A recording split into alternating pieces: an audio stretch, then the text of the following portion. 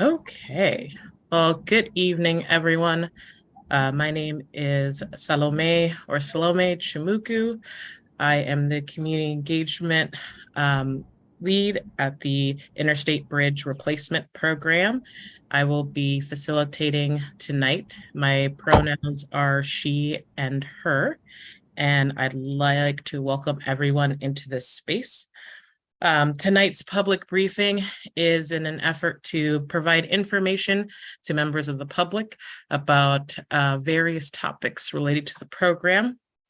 I'm joined by two other esteemed colleagues of mine, Shannon Singleton, who is a part of our equity team that leads the program's efforts on community benefits, and our IBR program administrator, Greg Johnson.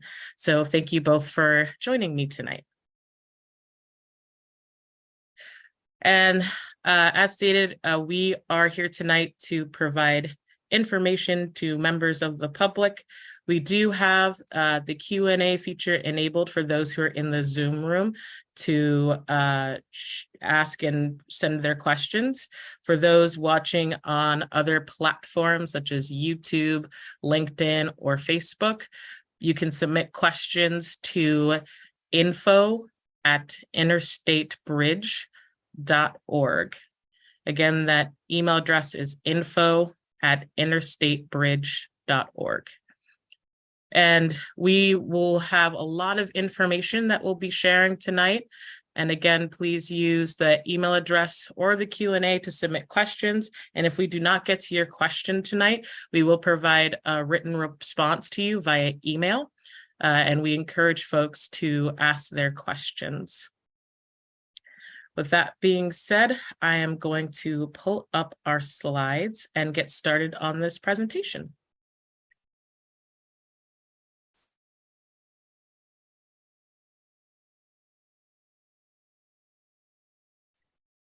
To access closed captioning, you can access it in English and in Spanish by following the web address ibr.news/captions.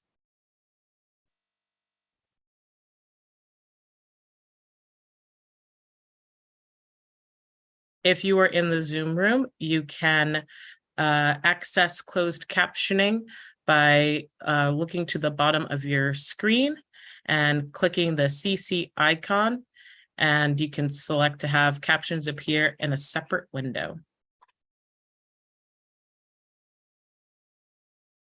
In an effort to center accessibility and engagement, we do have an ASL interpreter present.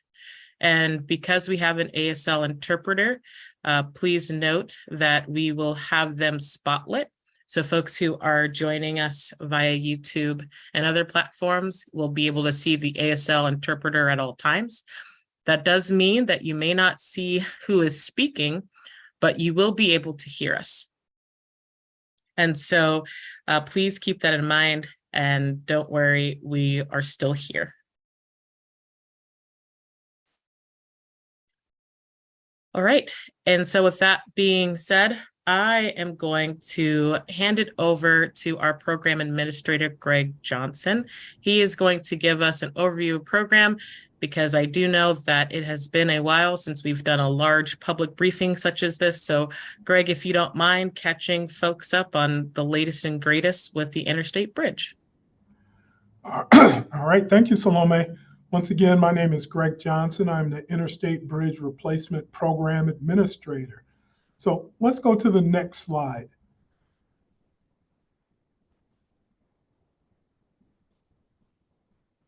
So this portion of the presentation could be termed the why. Why are we here? Why are we interested in replacing this bridge and working in this 5-mile corridor?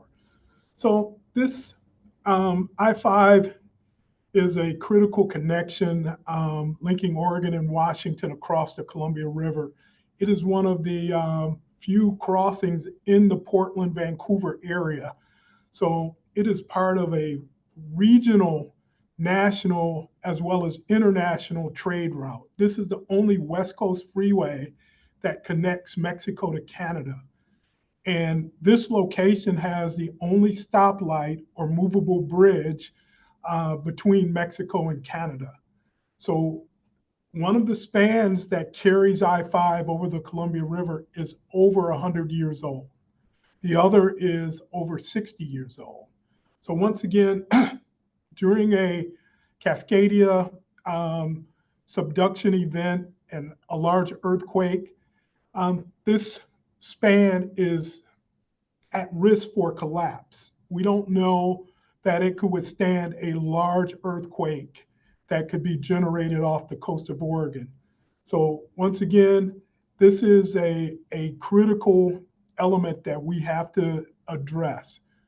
But also, there's $1.2 million being invested every year to operate this current bridge, to lift the bridge over 300 times a year to maintain all of the cables that go along with a lift span. But now, if we do nothing, the capital maintenance estimated for this bridge by 2040 will be almost $250 million just to paint and replace the deck on one of the bridges. So this is an expensive piece of infrastructure to maintain as it currently exists. So let's go to the next slide, please. So what you see here is the program area, and actually it's a misnomer that it's just a bridge replacement. The bridge is in the middle of a 5-mile corridor that starts on the north in Washington at SR 500 and goes to the south to the Interstate/North Victory interchange. So those large blue circles you see are the 7 interchanges that we are looking to modernize as part of this. Some of these interchanges have not been touched since the 1950s. So we are looking to modernize them to make traffic flow safer and flow more efficiently through the area.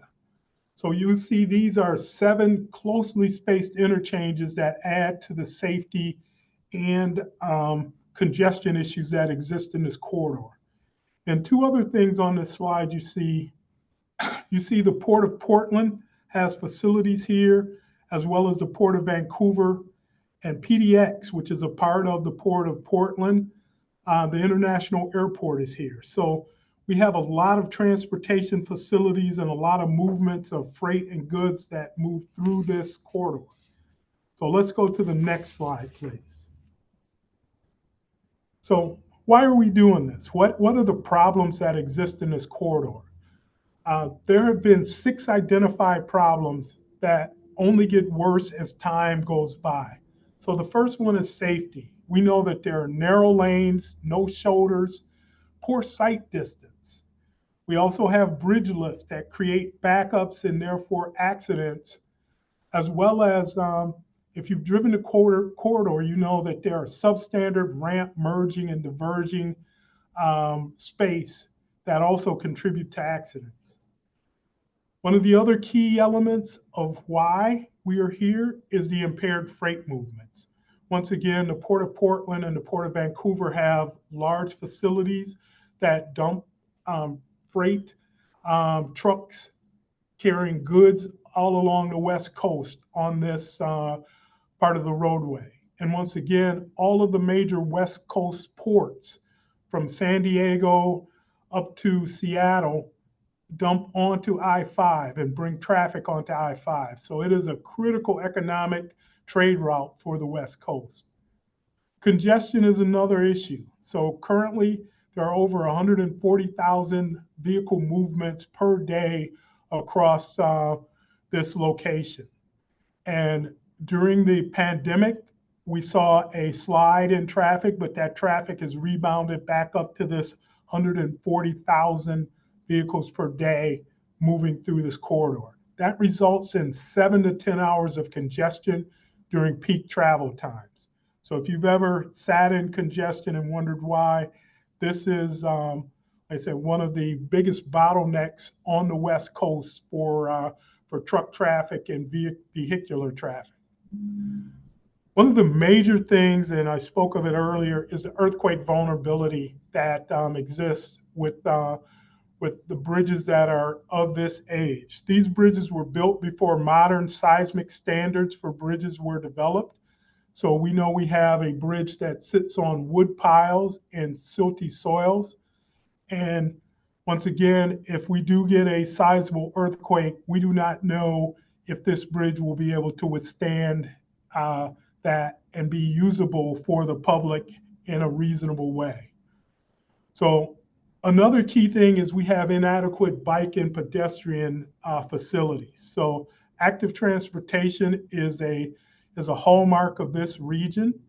And we know that users who bike or walk or roll now have to go on a substandard path with low railing heights and a lack of wayfinding to get to up on the bridge to cross across the river. And finally, we know that there's limited public transportation. So we know right now there is express bus service that goes from Vancouver to downtown Portland and back, but we don't have major ways to encourage people to get out of the single occupancy vehicle trips onto more efficient, more cleaner and greener ways to travel through the corridor. So these are the 6 problems that have been identified, and once again, only get worse as this bridge is not worked on and modernized. So next slide, please. So this is one of the most important slides you will see. This is our program schedule. This is how we are going to get into construction. So currently we are in the green box that's labeled environmental, but we have a lot of things going on concurrently. We are doing design. We are putting in grant and funding applications. We are having ongoing consultations with the tribes, as well as doing community engagement, such as this meeting tonight. But one of the things you will see out to the far right is in the orange is the estimated construction start, and one of the bullets under there is our first in-water work period. So we are looking to get through all of the environmental, through the permitting, and start work on the bridge itself in late 2026 in that first in-water work window. If we miss that, we will delay this project by a year, which we know will cost hundreds of millions of dollars on the back end due to inflation and escalation costs. But these bullets on here are the key milestones we need to hit to get to that start of construction in that first in-water work window. So let's go to the next slide, please. So once again, the partners on this program, and there are 10 transportation partners, also identified equity and climate as key priorities that this program must take into account and must center in all of our design, all of our deliberations on how this project moves forward. So we're looking to maximize benefits and minimize burdens on equity priority communities, center equity priority communities for engagement and feedback.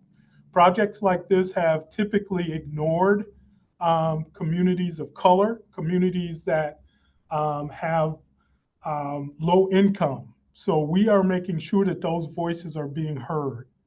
We also are supporting the state climate goals of reduction of greenhouse gases and emissions and improve air quality in the region overall. And how are we doing that? By supporting options for how you travel through this corridor, whether it's via bus rapid transit, light rail, bike, walk, or roll. We are looking to give folks options, cleaner options of how to move through the corridor. And finally, we're looking to improve the infrastructure's resilient to future climate disruptions. We know that the heat domes that we have experienced over the last number of years the amount of rainfall or increase in rainfall that we are seeing, these atmospheric rivers, these have to be accounted for in any new infrastructure construction in this area. So let's go to the next slide, please. So this slide details how the Interstate Bridge Replacement Program is structured with our advisory groups, and as well as our executive steering group and our bi-state legislative committee, how we interact as the program to all of these inputs. And we also have other decision makers with jurisdictional authority, such as our federal partners, permitting agencies, transportation commissions. But our program and myself, we sit in that box in the middle that we take feedback from the advisory groups as well as from our executive steering group, and we report up to the bi-state legislative committee and also take feedback from them on how we move this program forward. So let's go to the next slide. And this slide is the how. How do we get there? How do we make sure that we are meeting all of the federal and the local processes and priorities for these program investments that we are proposing? So let's go to the next slide. So, Greg, I just want to chime in here. There's been a lot of news of late that the program is going to go through a major process and release a large document. Could we start with a little bit about that process and what that document is? Well, Salome, you're absolutely correct. This process, which is known as NEPA, is the National Environmental Policy Act, and this was created in 1970. And you'll note that this was probably a decade or more after the beginning of the construction of the interstate. This act was created so we could fairly evaluate impacts and disclose these impacts to the public. Prior to that, it was take our word, we'll tell you that this is the best thing and how to move forward. But this policy act binds us to looking at and disclosing environmental effects of proposed actions as well as impacts on individuals. So we look at air quality, water quality, noise, vibrations, the ecosystem, climate, etc. We look at impacted species that exist, endangered species in the area. So all of that falls under environment. We also look at historic and cultural attributes to an area to make sure that we are protecting those and realizing those and making sure we are seeking to, number one, avoid, two, to mitigate and make sure that we are having the least impact possible on these parts of the cultural and historic fabric of the area. And finally, the community.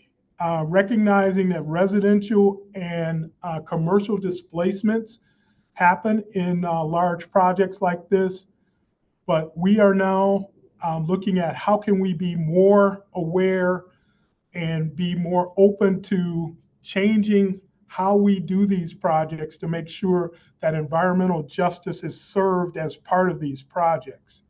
So once again, this process has existed for over 50 years, and it has been successfully used to build projects, but also to stop projects that couldn't demonstrate that they were worthy of being built.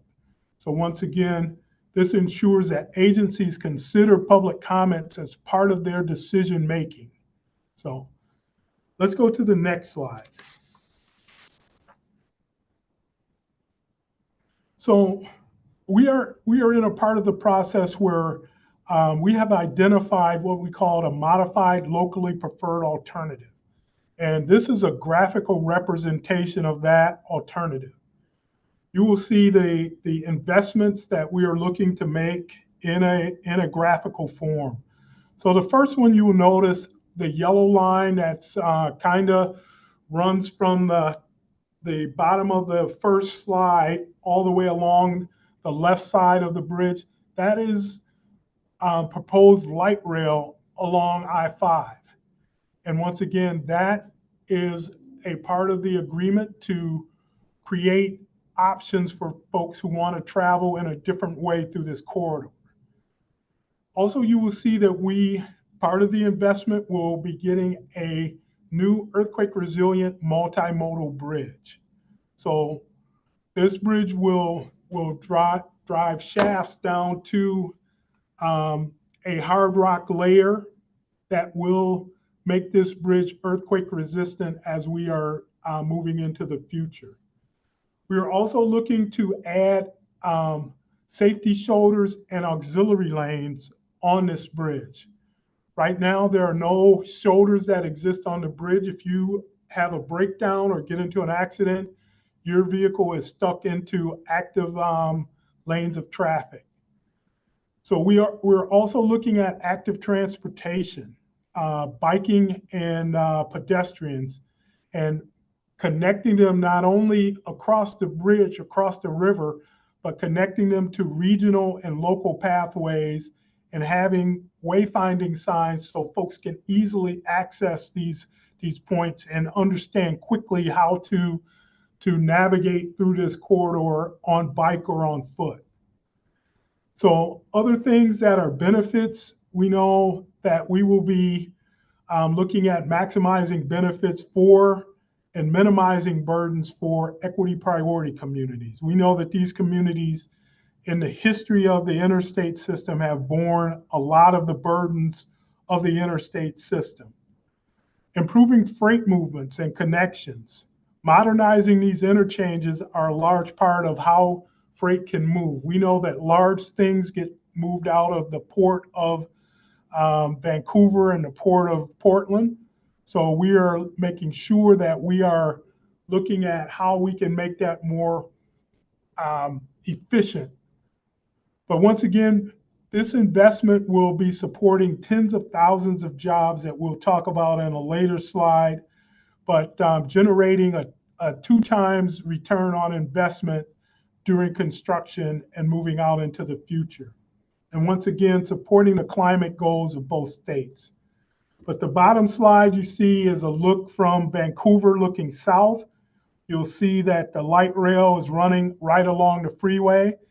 The last iteration of this project had light rail going into downtown Vancouver, which downtown has changed significantly and the waterfront has changed significantly. So we are looking at having lesser impact on downtown Vancouver and making sure that we have ways that we complement the development that's happening there rather than destroying it or modifying it. So let's go to the next slide, please. So right now we are studying 2 alternatives in this draft, and you will notice that this is a supplemental environmental impact statement. During the last process, the Columbia River Crossing project, they did achieve a record of decision. And since that record of decision has expired, it does not negate the work that was done, but it makes sure we have to go back and examine that work, examine what has changed in the 10 years that program was, since it has been defunct. So once again, the modified locally preferred alternative that we shown on the last slide will be compared to the no-build alternative. So once again, that is a part of the NEPA process. You have to compare what you plan on investing in to a no-build alternative. But within that, we have design options. And the next slide, we'll talk about what those design options are. But they are considered for specific locations. They can represent bookends that will be evaluated in this draft supplemental environmental impact statement process. And once again, after the public comments during this draft supplemental period, we will narrow these options down to a single solution, which we will put forward as part of the final supplemental.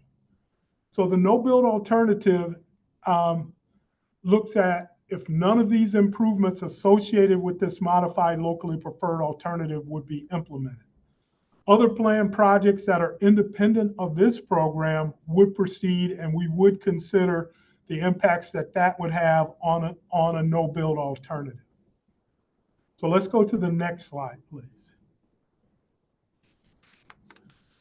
So this slide, we talked about the modified locally preferred alternative and what it includes. So improving active transportation, extending light rail from the Expo Center up to Evergreen Street in Vancouver, adding 3 new light rail stations, as well as modifying an existing station at the Expo Center, and looking at up to 2 park and rides for folks to access light rail stations, replacing the bridges over the Columbia River and the North Portland Harbor, which is I-5 over the south side of Hayden Island to North Portland, modifying and modernizing those 7 I-5 interchanges, and also looking at 3 through lanes. So when you hear folks talk about that this is a freeway expansion, we are retaining the 3 through lanes in each direction. We are looking at adding auxiliary lanes, which extend between interchanges only. So they are not meant to carry through traffic, but only allow traffic getting on and off of the freeway to do that in a safer, more efficient manner. So the design options that we are studying, we're looking at the configurations of the Columbia River Bridge. We're looking at a movable span that will replace the existing movable span that we currently have. We're also looking at a single level bridge configuration, which means all modes, the vehicle mode, as well as light rail and bike and pedestrian would be on one level. We're also looking at a double deck configuration that we would have the highway mode, trucks and cars on top with transit and bike and pedestrian underneath. And we are also looking at 1 auxiliary lane, which was part of the modified locally preferred alternative. But as there was controversy surrounding whether there should be 2 auxiliary lanes in each direction, we had to study that, and that will be part of what is presented in the draft supplemental that the public will have the ability to comment on. So once again, the possible park and ride locations at the waterfront in Vancouver, as well as at the Evergreen Transit Station, will be looked at. And we're also looking at a potential shift of the I-5 alignment from SR 14 in Vancouver to Mill Plain, a shift to the west that looks to minimize impacts on potential historical and archaeological and cultural resources that lie along this corridor. So let's go to the next slide, please.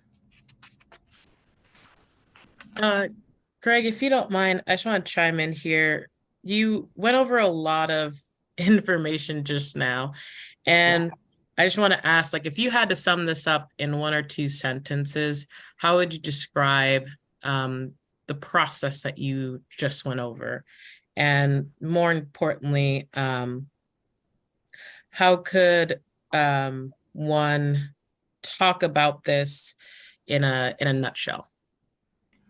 So this is a very complex process that we are going through, but the program has made itself via our website, via our community engagement, which we will talk about in our next portion. We've made ourselves available to come out and talk to anyone who wants to learn more about the details of this project. Once again, this project has been around for over 25 years. It's been talked about. So there are a lot of people who are not new to the discussion, but we do want to make sure that everyone has the same ability to access this information, understand it, So we have invested a great amount in our community engagement and how we reach out.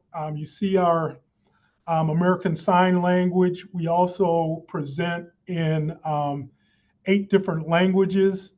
We are trying our best to make sure that no one is left behind or no one is left in the dark about this complex program. And I won't kid anyone, this is a lot of work. It's a lot of complex things to comprehend, but we have the tools there for community members, for organizations to reach out and understand how they can be a part and how their voice can be heard.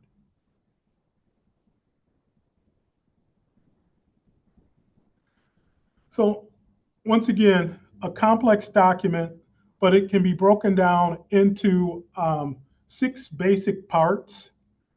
You will see a project summary. You'll see things that talk about the why, the purpose and need in that chapter 1. Chapter 2 will cover the alternatives. We'll look at, in chapter 3, existing conditions and environmental consequences.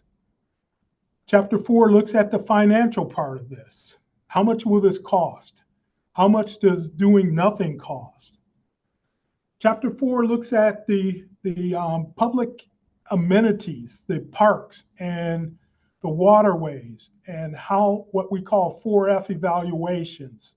So chapter 4 is very much looks at the environment and the impacts on how this was evaluated.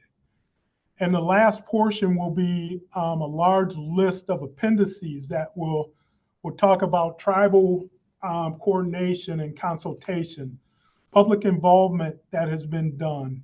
We'll have conceptual design drawings, a number of tables, glossary, index.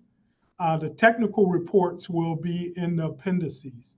So once again, this will be a large report that we are once again hoping to have out in early spring, so folks can have that, once again, 60 days to digest it and comment. So let's go to the next slide, please. This is a slide that shows the geographic program area that we are in, and shows the relationship to the community. It shows what the new construction will look like in comparison to what is existing, but it does not show a final decision about what will be built. That proposed what will be built will happen after we take in all of the public comment and make sure that folks' voices have been heard and reflected.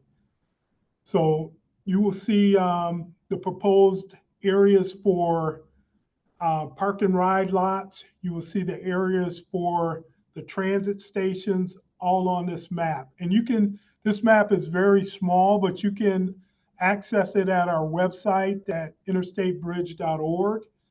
And you can blow up the map to look at specific areas of interest for you. But once again, this shows the north and south limits of the project itself, and the bridges and interchanges that will be impacted by this program. So let's go to the next slide, please.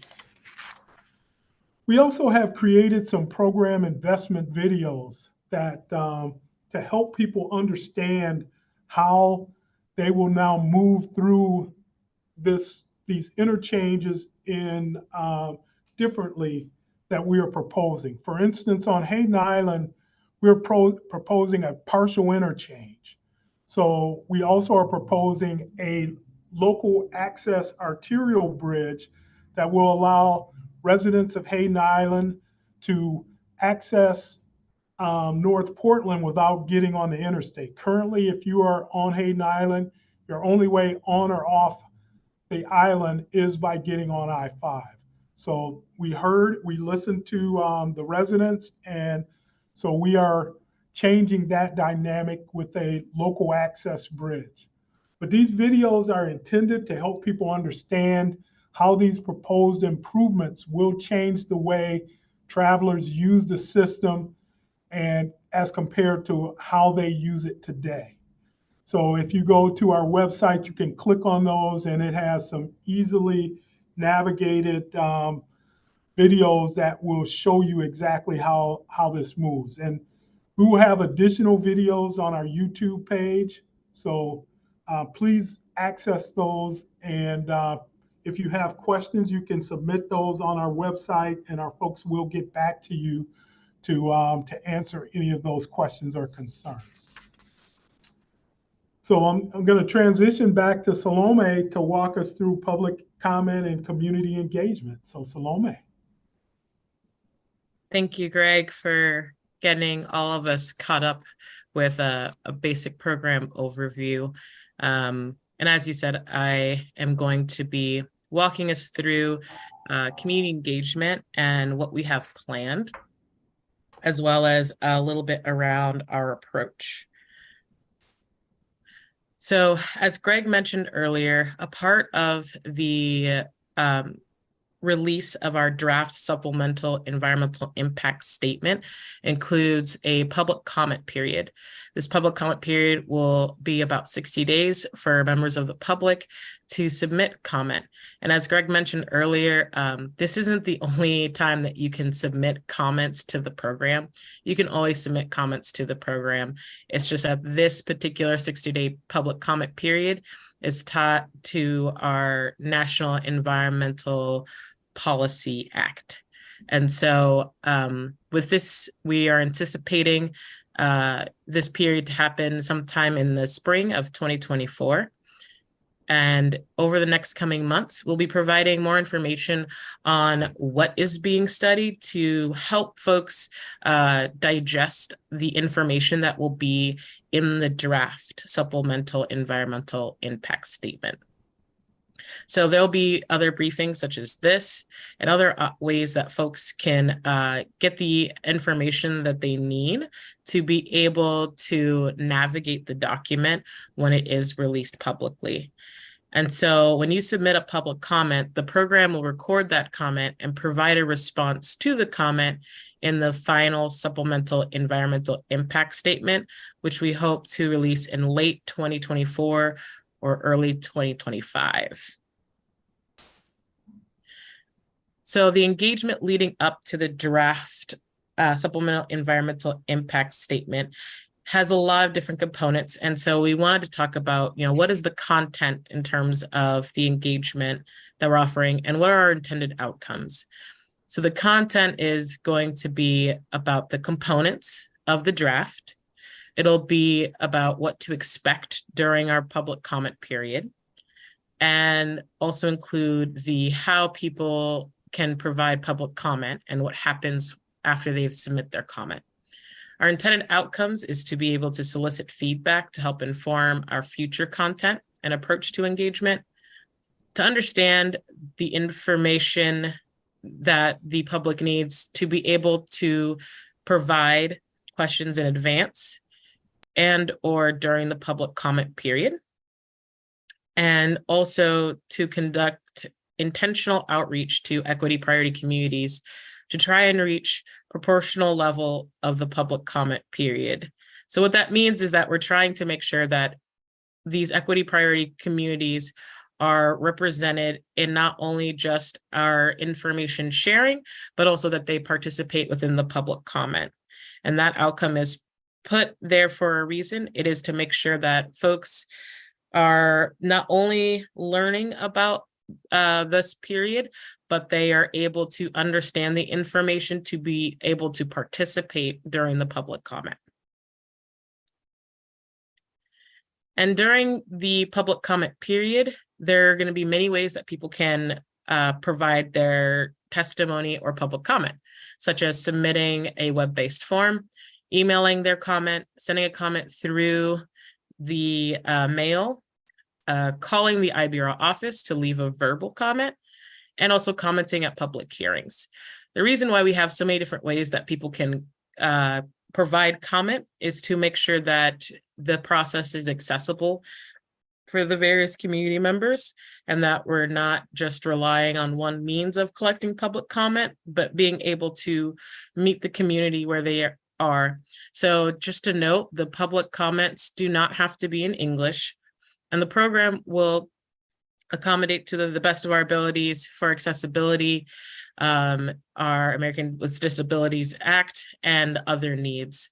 And so we're going to try to make sure that folks have the ability to really provide their public comment and participate in something that is going to impact their lives and the lives of their communities.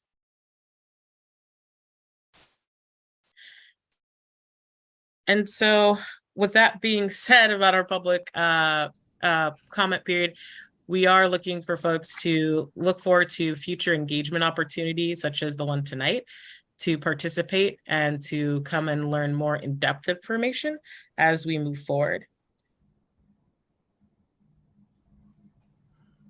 And so, I think I heard Shannon. No, you heard me. Oh, well. And so thanks, Salome. Yeah, and so Greg, I know that we talked a bit about the program overview, the investments that we're hoping to do, but I want to turn the conversation to about the cost, because there was a lot spoken about in terms of not just our engagement efforts, but the investments that we're trying to make through the modified locally preferred alternative. So can you tell us what kind of cost are we looking at here and how that is going to impact us? So Salome, this program is considered a mega project, and it's of national significance. So the dollars are large that are looking to be invested here in this corridor. So if we could go to the next slide. Our team has been working on putting together estimates, and right now, our latest estimate that we have, which was performed a little over a year ago, has put us in the range between 5 billion and 7.5 billion. But the most likely cost is approximately 6 billion if we actively manage the risk associated with this. So we will be updating this cost estimate on an annual basis, because we know that inflation costs and escalation costs are dynamic and changing. But right now, how this updated cost estimate was derived is a base cost. We also identify a range of specific risk, and then we look at inflation out to the year of expenditure, and that gives us our updated cost estimate. So we will continue to do this cyclical review of costs and reporting out to the public what we find. But right now, our best estimate for cost of this program is right around $6 billion. So next slide, please.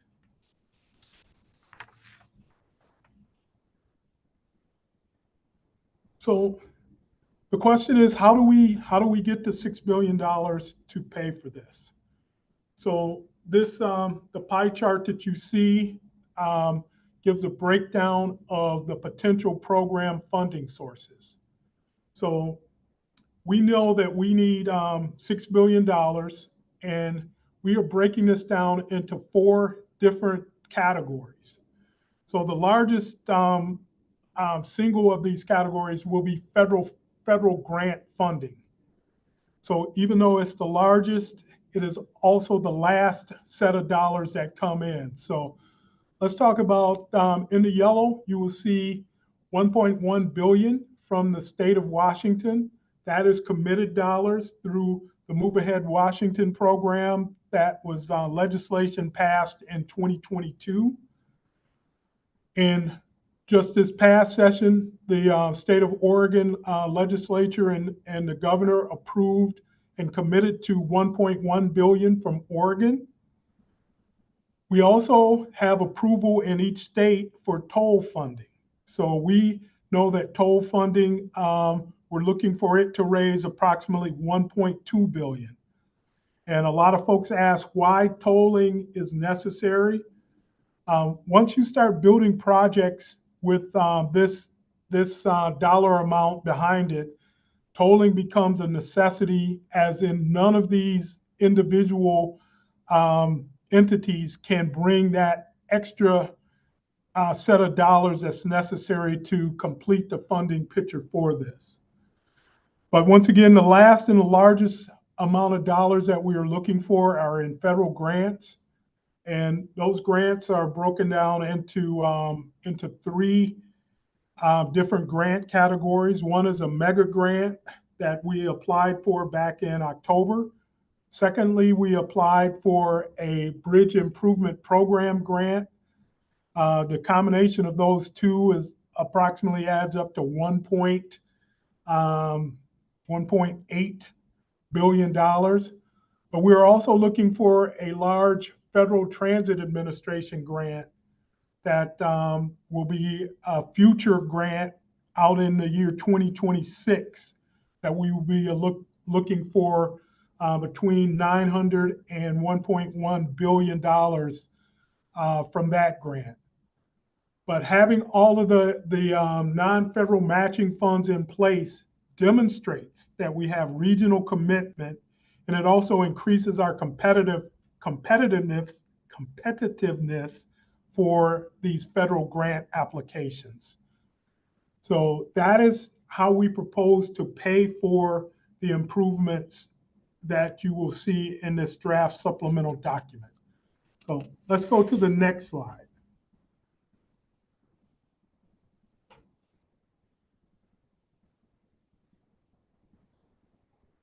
One of the most common questions we get about is, what will tolling look like on this program? And what a lot of people don't recognize is that this bridge was tolled in its infancy and in the late 50s, early 60s.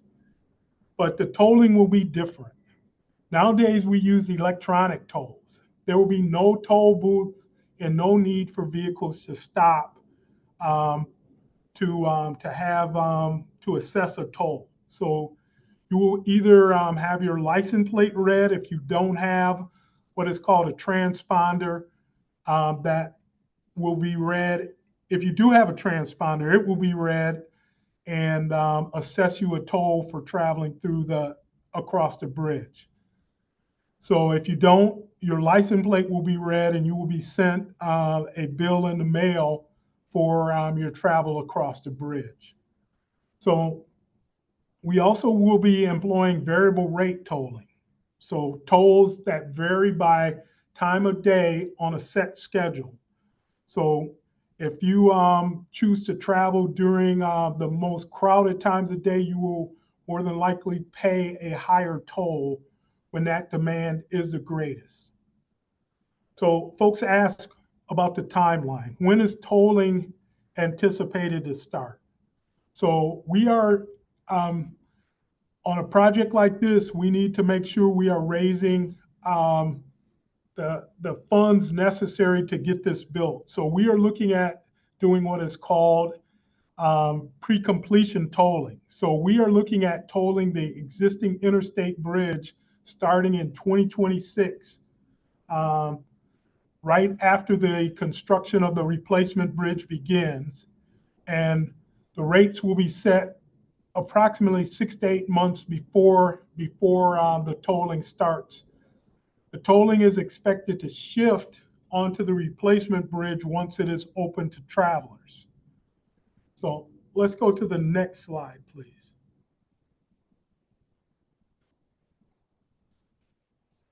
So the IBR program does not set toll rates. We make recommendations, but the Oregon and Washington State Transportation Commissions, in coordination with one another, will jointly determine the rate setting, the toll rates by time of day. They will determine toll rates for trucks and multiple type vehicles that cross the bridge. They will determine the hours of operation of tolling. We know that we're looking at during pre-completion tolling, there may not be full tolling in the overnight hours. They will also be looking at if there's any escalation in toll rates, this is the body or the bodies that will make that determination. And if there are discounts or exemptions, such as a low-income toll program, tribal exemptions for emergency vehicles, public transit or van pools, those exemptions will be determined by these commissions. So these topics will be part of an ongoing commission discussion with rates and policies to be set, once again, 6 to 8 months before tolling begins. And during the previous project, the commission signed an agreement setting up a bi-state tolling subcommittee. And so that committee is being recreated to recommend rates and policies to the full state transportation commissions. So I'm going to turn it back over to Salome to talk about construction and workforce opportunities. So Salome. And I think I'd add that some of these program costs can really be investments that benefit our community. Well, with that, I'd like to reintroduce Shannon Singleton. And Shannon, I think that you're correct in what you just said in terms of some of these costs can be turned to investments. And so I'm a little bit curious to know if you could elaborate on that to give us an idea of what your thinking is. Absolutely. I think there's been a couple of examples where we've been able to talk about, for example, at our October Equity Roundtable, it was called The Road to Prosperity, and Greg and some other panelists discussed the importance of us working with local businesses as well as disadvantaged business enterprises, or DBEs, and small business enterprises, or SBEs. And how do we really find ways to engage with them and make sure that they're able to get work and contracts out of this program? I think you can see on this slide a bit of the high level around our economic impacts. And Greg, I'd like to ask you to dig into some more of those details. So this is, once again, a mega project that will require over close to a decade of construction. And during that time, we will be generating economic activity that will approximately double the amount of direct expenditures. And we also will be generating employment. And we think that direct employment, when we put these in person year jobs, that means one person working 1 year. We think there will be over 18,000 person year jobs created during this decade of work.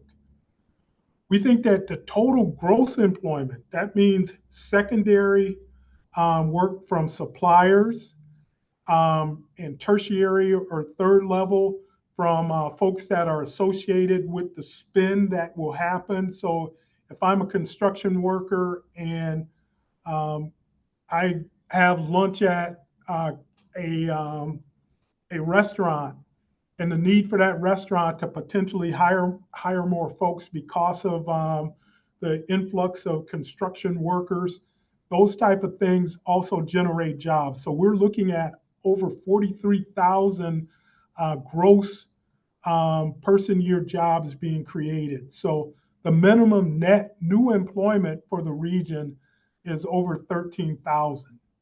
So Shannon, that's a lot of economic activity.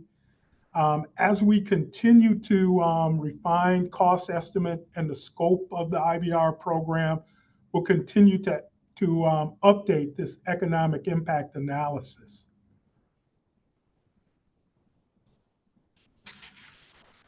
So if we could go to the next slide and talk about how this program will get delivered. So we talked about the what, the why, how much, how this will get delivered. There will be a number of packages to deliver something this large. We're not just going to put one big construction package out there. So our team is working on developing a construction delivery plan that will identify the number of contracts for the delivery of this 5-mile corridor program. So right now we are anticipating over 20 different contracts put into sizes that will encourage small businesses, DBEs to participate, that will encourage local contractors who are larger to participate, as well as some of the national contractors who will be necessary to build some of this work. So we expect the construction to be sequenced, starting with the river crossing and the approaches. And we expect that river crossing to occur between the end of 2025 and extend through 2032 if fully funded.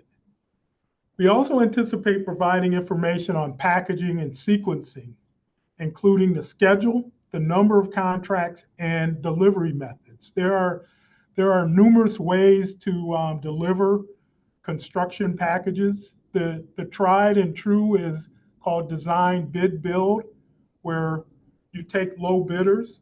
But some of the more collaborative methods that are being used where you're finding more collaboration and less fighting, methods such as design build, such as progressive design build, such as construction manager, general contractor, are methods that we are looking at to help deliver this program overall.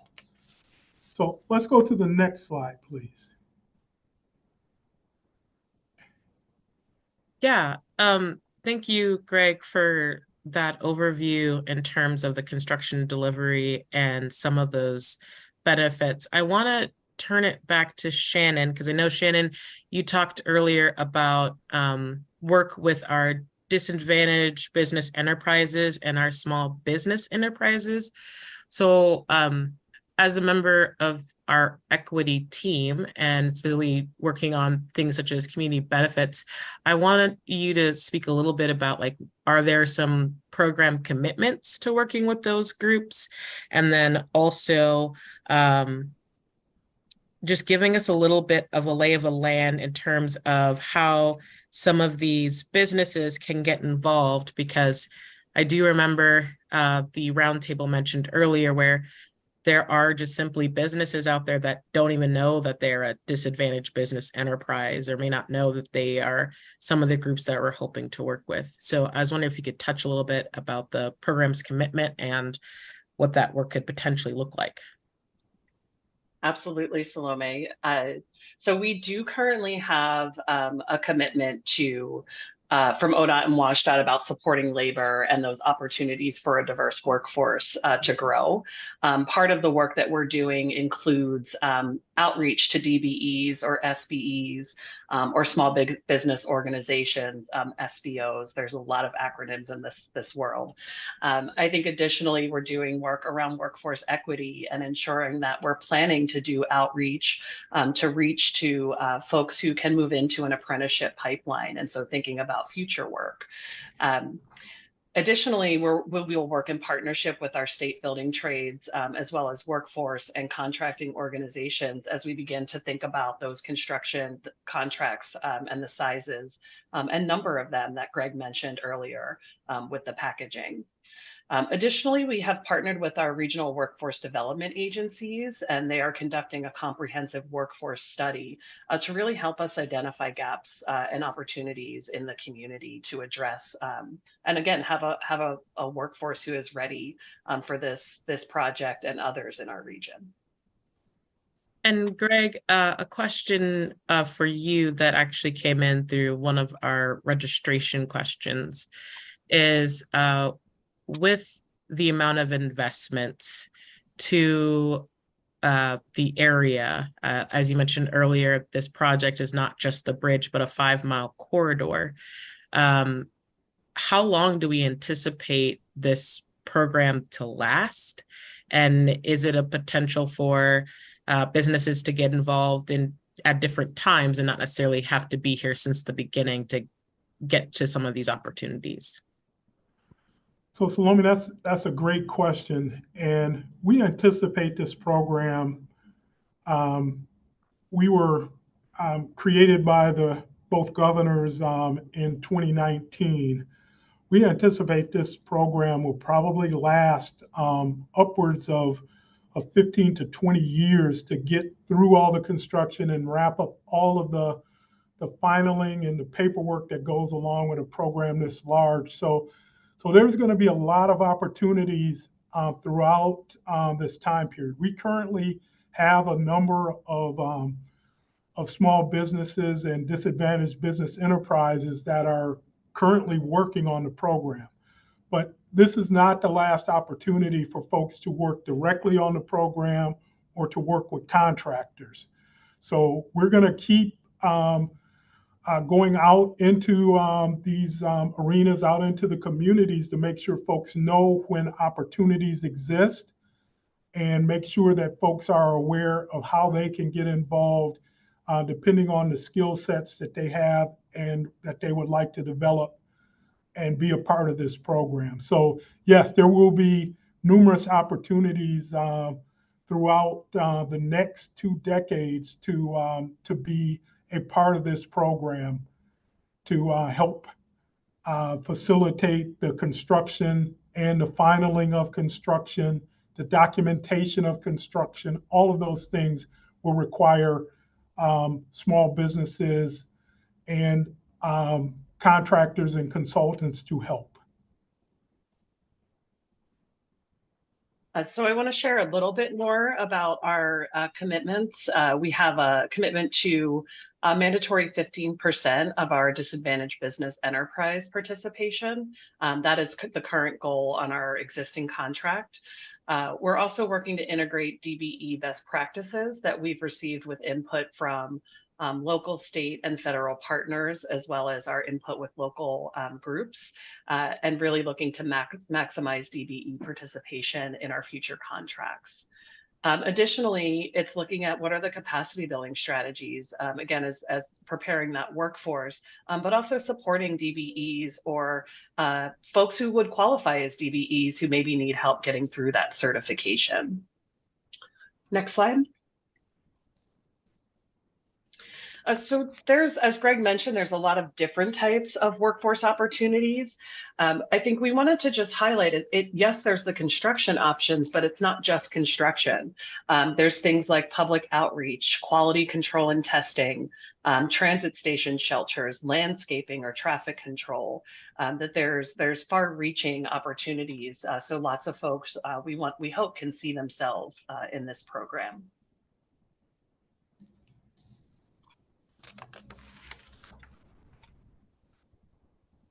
And then just so folks who are listening or want to share with their networks, this is how you can get in touch with us. So contracting with ODOT and WSDOT, ODOT's procurement office uses the eBid system. For more information there, you can subscribe for updates as well. You can visit their website at https://www.oregon.gov/ODOT/business/index.aspx. And WSDOT also has their business webpage you can access for more information. You can visit them at https://wsdot.gov/business-wsdot. So Shannon, we've covered a great deal of information. So if we can go to the next slide, and let's talk about the next steps that are going to be happening. We know we've talked about the draft supplemental environmental impact statement coming out spring of 2024. We're going to continue to have community engagement to support this process. We're continuing to have tribal consultation. We have 10 federally recognized tribes that we are engaging with. That 60-day public comment period is, as Salome had said earlier, is only one of the ways to engage with us. We will be having the public hearings and also additional community engagement to make sure everyone has an opportunity to weigh in on this. We'll be making refinements to the design and also addressing all of the public comments that come in. We anticipate that we will have thousands of public comments that come in. We'll be identifying mitigation and confirming a corridor-wide alternative and a final footprint that we will take into what's called the final supplemental environmental impact statement and amended record of decision. And that document we hope to have out in late 2024, early 2025. And once we get approval from our federal partners, we would begin construction in late 2025 and early 2026. So with all of this information out there, Shannon, can you remind us of ways that the public can stay in contact with us? Absolutely. Let's move on to the next slide. So please join us during our office hours. You can sign up for in-person or virtual to get your questions answered. You can access that at interstatebridge.org/calendar to schedule an appointment, or you can just email info@interstatebridge.org, or you can give us a call. You can also sign up for our monthly newsletters, which are at interstatebridge.org/news, or attend a program meeting or community event, which you can find at interstatebridge.org/calendar. And again, any questions or comments or email, our info@interstatebridge.org email address is a really great way to get in touch with the program. And also you can follow us on social media, where those videos that Greg mentioned earlier in the presentation were shared, and we are at IBR program. Salome, does that cover all the spaces where folks can connect with the program? You both did great. That does cover all the different spaces that folks can reach out to us at. And I'll just try to remind folks again that the office hours that Shannon mentioned is appointments that you can sit one-on-one with staff to get detailed answers to your questions. And that also, as we move forward, the newsletter is a great way to get monthly emails with all of our different engagement opportunities included. And so I just want to take this time to thank both of you for spending this evening going through all of this really good and dense information with folks. And I do want to note that we have been receiving some questions through various platforms. And so I will take this opportunity, since we do have a little bit of time left, to go through and answer some of these questions. So I will take the slides down now. And just so folks are aware, I'm going to be asking questions, starting off with some of the more fundamental or basic questions that I've seen come in for folks to understand some concepts. And then I'll move into other questions that we've gotten. So one of the first questions that we got in our registration was recognizing that the I-5 bridge is a critical connection in the corridor. Where is the new bridge going to be built? And are we expecting to close the I-5 during construction? And Greg, if you don't mind answering that. I most certainly will enjoy answering that. So the new bridge is going to be built approximately 100 to 150 feet due west of the existing bridge. And we're doing that so we can maintain traffic on I-5 during construction. It is the plan to have 3 lanes in each direction for traffic during the bulk of this program. Now, there will be times when we'll have to narrow that down, but those will not be for long time periods. There'll be times when we will have to close some interchange movements. But once again, we're seeking to minimize those type of disruptions by building off of the existing corridor. Thank you, Greg. Another question that was asked, and so you said that the new structure will be built 100 feet to the west of the current. This is kind of related to that question. Another person asked, the current structure has active transportation methods to get across the bridge. Will those also be open during construction, or what will folks who are used to walking, biking, or rolling across the current structure do during construction? Yes, we are looking to maintain the active transportation pathways across the bridge. We know that as we are shifting traffic, that will make it difficult. So we will be using techniques that are called bus bridges to help move folks across when we have a disruption to the existing paths. But once again, we're hoping to minimize those instances and keep a pathway open for folks to walk, bike, or roll at any time during the construction time period. Thank you. And Greg, I'm sorry, but this next one is coming to you as well. And Shannon, there are a few that I will direct towards you, but Greg, there are questions that are coming in asking, with the alternatives that we anticipate to find within the draft SEIS, a question came in regarding why a tunnel option is not being studied at this time. So that's a great question. So during the previous Columbia River Crossing project, a tunnel was studied, a bored tunnel was studied. And during the current IBR, we looked into a immersed tube tunnel. Those are the two basic tunneling methodologies used across the world.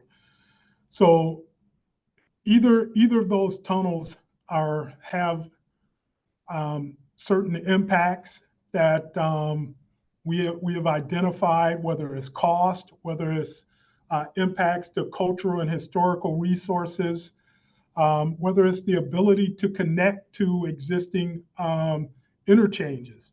So we have looked at that, and we have excluded tunnels from being moved forward in this process. And on our website, you will find the immersed tube tunnel study that was done. We did have an error that was corrected, but at this point, a tunnel is not under consideration because it will not meet the purpose and need that has been put forward for the program.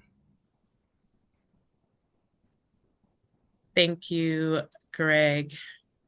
I have another question that came in through our registrations, and I'll direct this to you, Shannon, as you are part of our equity team.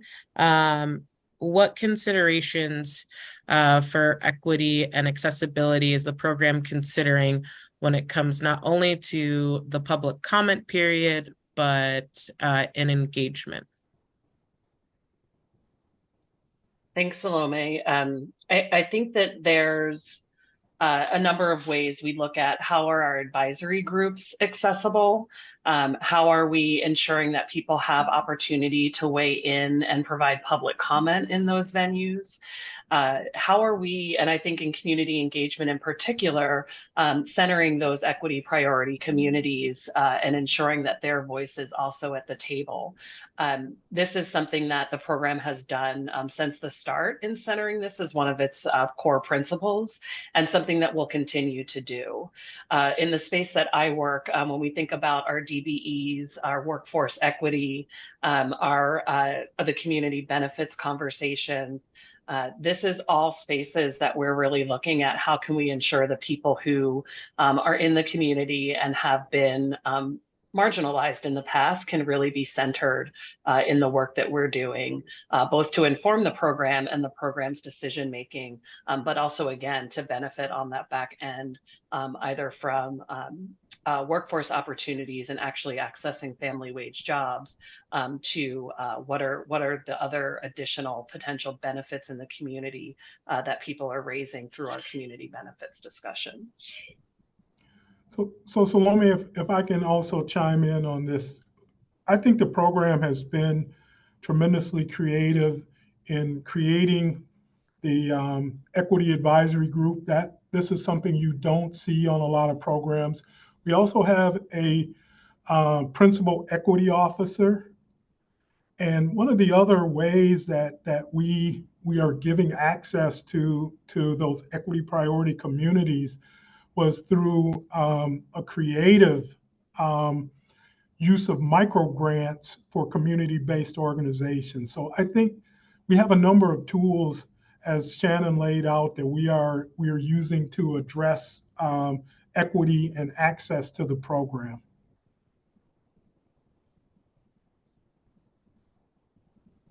Thank you. Shannon, I'm going to direct this question to you. Greg had mentioned earlier when talking about our different advisory groups. We have our equity advisory group, our community advisory group, our executive steering group, but we have a new one, the community benefits advisory group. And could you just answer this question on what is the charge of the community benefits advisory group and what kind of work could we anticipate hearing from them? Absolutely. So their charge is a couple of pieces. One is that it's really looking at ensuring we're mitigating impacts of construction. There's some things that are basic requirements, but the program is looking at, are there opportunities to go above and beyond? We're really working closely with our program partners as well to look at what might be additional resources or assets or plans that they have that can be leveraged with this program to bring even greater benefit to the community. In addition to that, it's really looking at overall they're charged with what are opportunities for that leverage? What is the future vision of our community? What are the spaces that we might have with, what do we do with remnant land or disposition of land? What do we do with the potential to gain access back to the river? It's a really wide breadth of things that folks are able to talk about, and we'll continue to work with that advisory group who has only been meeting for 3 months. So there's not too much to be able to share back yet. But as they get into the details of this, we'll be able to share that information back out at various venues to make sure the community is aware of those conversations and those potential leverage opportunities. Thank you, Shannon. And Greg, I have a question for you. A question came in asking, when it comes to tolling, will there be tolling in both directions or just in one? The tolling will take place in both directions. So if you are coming from Washington or coming from Oregon, if you cross the bridge, you will pay a toll. Thank you. We have another question that came in. Most of the bridge options seem rather tall. What are some of the considerations to support less abled pedestrians or bikers to cross the span in a safe and comfortable way, especially if using a non-drawbridge option? So right now, the current bridge has a hump in it that is very adverse for folks who like to bike or roll across the bridge. Any bridge we construct will have a lesser grade than that. The height of the bridge is still under consideration. We are working with our federal partners and the United States Coast Guard to determine a height. We know that, once again, there are maximum grades that can be employed for bridges, and we will be meeting those. But we are going to try and make sure that we provide a reasonable access to folks of all abilities to get across this bridge. So we are looking at things such as the potential use of elevators if we have an adverse grade for folks to get up to a level. So all of those things are still under consideration as we are looking at how we can make this more attractive for folks to utilize and cross this bridge using active transportation. So we've been talking to the Portland bicycle committee, and we will be talking to having numerous more meetings about what this crossing will look like in essence, trying to make this a more attractive way to cross the river. Thank you, Greg, for answering that question. Shannon, I'm going to give you this next question. Someone asked, when it comes to our various advisory groups, are members of the public allowed to join? And also, are there advisory groups that we currently have or maybe will have in the future that members of the public can apply to serve on? Thanks, Salome. So yes, our community advisory group, our equity advisory group, and our community benefits advisory group all have had some process to add the first kind of round of members. There is generally, I believe there was over 500 applications, I've been told, when CAG first put out a call for applicants. So there is some opportunity, I think, that they've been working with folks who have applied in the past to fill any seats as they open. There is opportunity at all of these places for community members to provide public comment. I think additionally, we'll continue to look at, as a program and those leading the advisory groups, when and if there needs to be additional members added, and ensuring that we're doing appropriate outreach at that time. So as of right now, there isn't an active recruitment for the advisory groups, but some of that could change over time, and we'll be sure to communicate that out publicly. Thank you, Shannon. And sorry, I'm just trying to make sure I'm not missing any questions here. So we do have another question that came in through the registrations. And one person asked a question of why are auxiliary lanes not considered additional lanes? So Greg, I will give that question to you.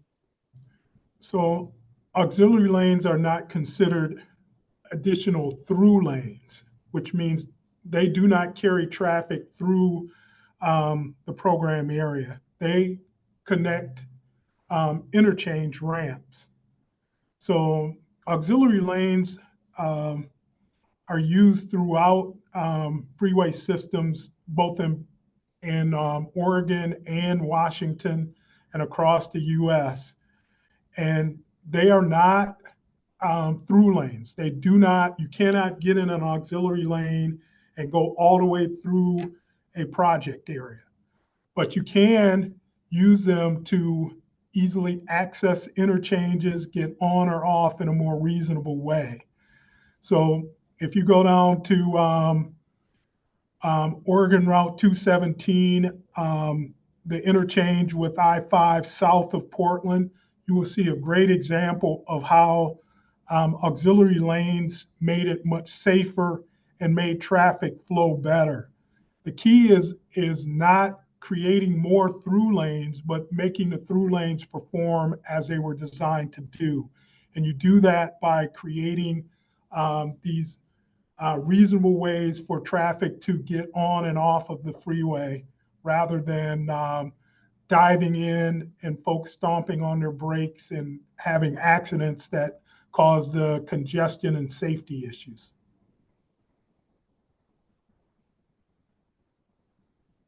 Thank you, Greg, for answering that question. Another question that came in is there's a 60-day public comment period. Is that typical for programs?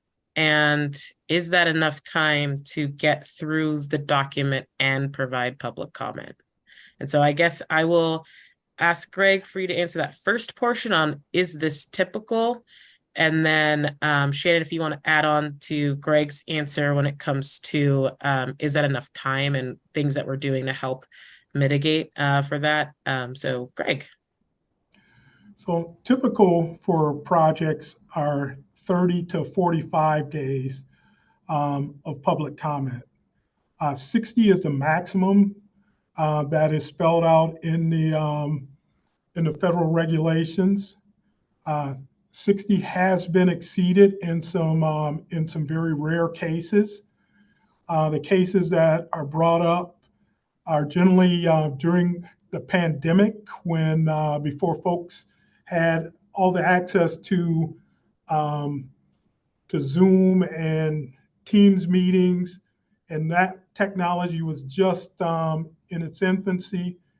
But also when you have corridors that extend across numerous jurisdictions. We have cases where there's been 200 and some odd mile corridor, and because the number of jurisdictions and the number of population centers impacted, they felt that more than 60 days was necessary.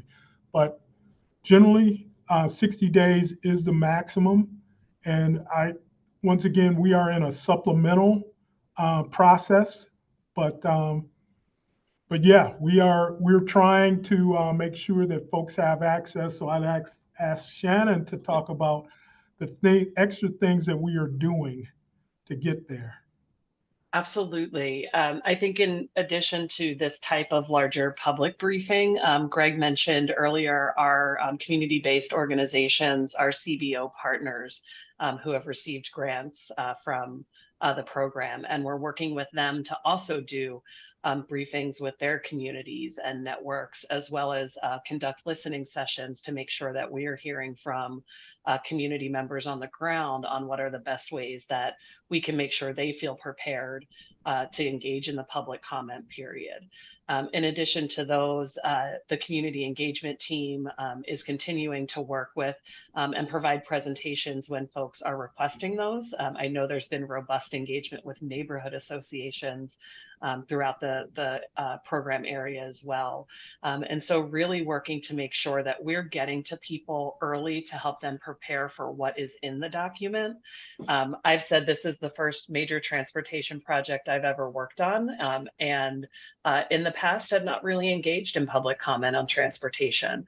So learning what it takes to actually do that and making sure that we're giving people who even are civically engaged, but maybe haven't in this particular process before, making sure folks like me learn what this is and how to actually access the information so that we can give our comments. And then additionally, I think the various ways in which we are making sure people can give comments. Salome mentioned earlier as well, it doesn't have to be in English. There will be spaces where we're having public hearings. It will be email comments. There are multiple venues that we're really trying to ensure people can submit their comments so that they can weigh into the program. And I would add, I've heard Greg say many, many times, we want to hear from people. We really want to hear people's comments so that we know what it is that the community is seeking out of this project. Thank you, Shannon. Oh, Salome, before we end that, we also, this will be a large document, but there will be a summary, and the document will also be searchable, and we will have it available at a number of different locations. Once again, to try and make it easy for people to parse through the document and give comments. So once again, we want to hear from you, and we're trying to make it as reasonable and easy as possible. Thank you so much for that, Greg. I will take this last question because I feel like I've shifted all the questions to you all. And so I will answer one just to make things fair between us. So this question comes in saying, for the public comment process, please provide a way to upload large files, for example, videos and other media as attachments to the comments. Sometimes these can run into the hundreds of megabytes and break most web forms. I just wanted to appreciate this comment because it is something that we are thinking about of how to work around, because as Greg mentioned, we do want to be able to get comments in ways that is accessible for people, and understanding that if we are trying to reach our equity priority communities, that means that someone may want to send a video in because they communicate using American Sign Language. And there are other considerations in terms of folks' ability to give public comment.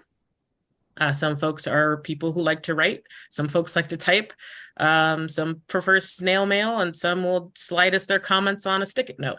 And we're just trying to make sure that we are open to all the various ways in which people are trying to give us their comment, and work with folks on getting that comment from them. So whether you use the web form, you want to send us something through the postal mail service, or if you have the time to train a carrier pigeon and want to send a note through to us that way, we'll try to accept that too. And so I just really appreciate you both spending this time this evening walking through all this information. And I will remind participants, I know that there were a lot of questions that were submitted through our Q&A, as well as through our various emails and social media channels.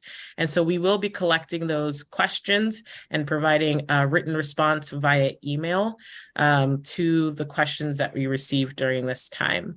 And with that, I want to thank both of our guests for joining us. And I want to thank our staff who are working behind the scenes to make this possible. And I wish you all a safe and pleasant evening. Thank you. Thanks, Salome. Thanks, everyone.